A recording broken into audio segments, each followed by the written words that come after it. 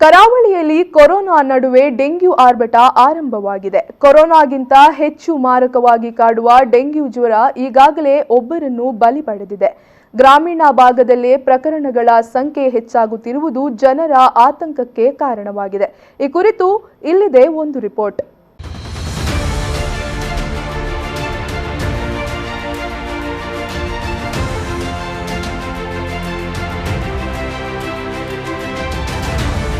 ದಕ್ಷಿಣ ಕನ್ನಡ ಜಿಲ್ಲೆಯಲ್ಲಿ ಕೊರೋನಾ ಭೀತಿಯ ನಡುವೆ ಮಳೆಗಾಲದಲ್ಲಿ ಡೆಂಗ್ಯೂ ಆತಂಕ ಹೆಚ್ಚುತ್ತಿದೆ. ಗ್ರಾಮೀಣ ಭಾಗದಲ್ಲಿ ರಬ್ಬರ್, ಅಡಿಕೆ ತೋಟಗಳೇ ಡೆಂಗ್ಯೂ ಜ್ವರಕ್ಕೆ ಕಾರಣವಾಗುವ ಲಾರ್ವಾ ಉತ್ಪತ್ತಿ ತಾಣಗಳಾಗ್ತಾ ಇದೆ. ಇದರಿಂದಾಗಿ ನಗರಕ್ಕಿಂತಲೂ ಗ್ರಾಮೀಣ ಭಾಗದಲ್ಲಿಯೇ ಡೆಂಗ್ಯೂ ಭೀತಿ ಹೆಚ್ಚಾಗಿದೆ.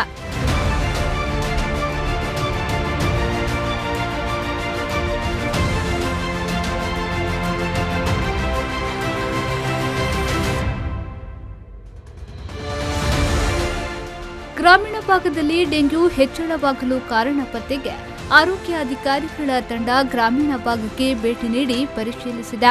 ಈ ಸಂದರ್ಭದಲ್ಲಿ ಬಹುತೇಕ ಅಡಿಕೆ ತೋಟ, ರಬ್ಬರ್ ತೋಟಗಳಲ್ಲಿ ನೀರು ನಿಲುಗಡೆಯಾಗಿರುವುದರಿಂದ ಕಂಡುಬಂದಿದೆ.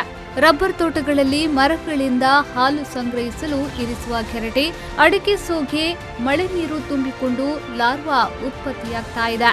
ಇದೇ ಲಾರ್ವಾ ಸೊಳ್ಳೆಯಾಗಿ ಪರಿವರ್ತನೆಗೊಂಡು ಡೆಂಗ್ಯೂ ಹರಡಲು ಕಾರಣವಾಗ್ತಾ ಇದೆ ಎಂದು ಇಲಾಖೆಯ ಅಧಿಕಾರಿಗಳು ಆತಂಕ ವ್ಯಕ್ತಪಡಿಸಿದ್ದಾರೆ.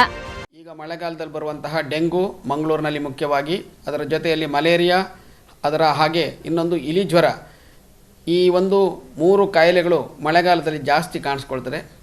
ಡೆಂಗುದು ಲಕ್ಷಣಗಳೇ ಬೇರೆ ಇರ್ತದೆ. ಮುಖ್ಯವಾಗಿ ಆ ಲಕ್ಷಣಗಳಂತ ಹೇಳಿದರೆ ವಿಪರೀತ ತಲೆನೋವು, ಕಣ್ಣುಗಳ ಗುಡ್ಡೆಯ ಹಿಂಭಾಗದಲ್ಲಿ ಕಾಣಿಸ್ಕೊಳ್ಳುವಂತಹ ಒಂದು ನೋವು, ಜೊತೆಯಲ್ಲಿ ಮೈಕೈಯೆಲ್ಲ ನೋವಿರ್ತದೆ, ಮೂಳೆ ತುಂಡಾದಾಗೆ ಅಥವಾ ಮಾಂಸಖಂಡ ಕಿತ್ತೋದಷ್ಟು ಜ್ವರ, ನೋವು ಕಾಣಿಸ್ಕೊಳ್ತದೆ.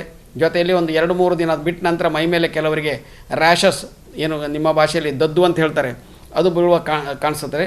ಆ ನಿಟ್ಟಿನಲ್ಲಿ ಅದನ್ನು ಗುರುತಿಸ್ತಾರೆ ಡಾಕ್ಟ್ರು. ಜೊತೆಯಲ್ಲಿ ಮಲೇರಿಯಾ ಭಾಳ ಸರಳವಾಗಿ ಬ್ಲಡ್ ಟೆಸ್ಟ್ ಮಾಡೋದ್ರ ಮುಖಾಂತರ, ಸ್ಮಿಯರ್ ತೆಗೆಯೋದ್ರ ಮುಖಾಂತರ ಗುರುತಿಸಿಬಿಟ್ಟು ಚಿಕಿತ್ಸೆಯನ್ನು ಕೊಡ್ತಾರೆ.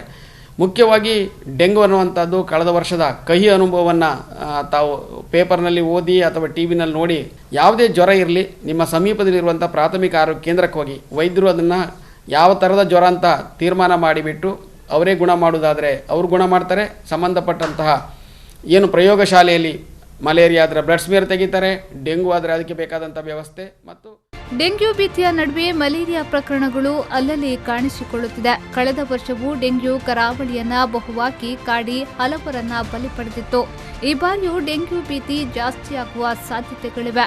ಹೀಗಾಗಿ ಮಳೆಗಾಲದಲ್ಲಿ ಡೆಂಗ್ಯೂ, ಮಲೇರಿಯಾದಂತಹ ಸಾಂಕ್ರಾಮಿಕ ಕಾಯಿಲೆ ನಿಯಂತ್ರಣಕ್ಕೆ ಜನರೇ ಜಾಗೃತರಾಗಬೇಕಿದೆ.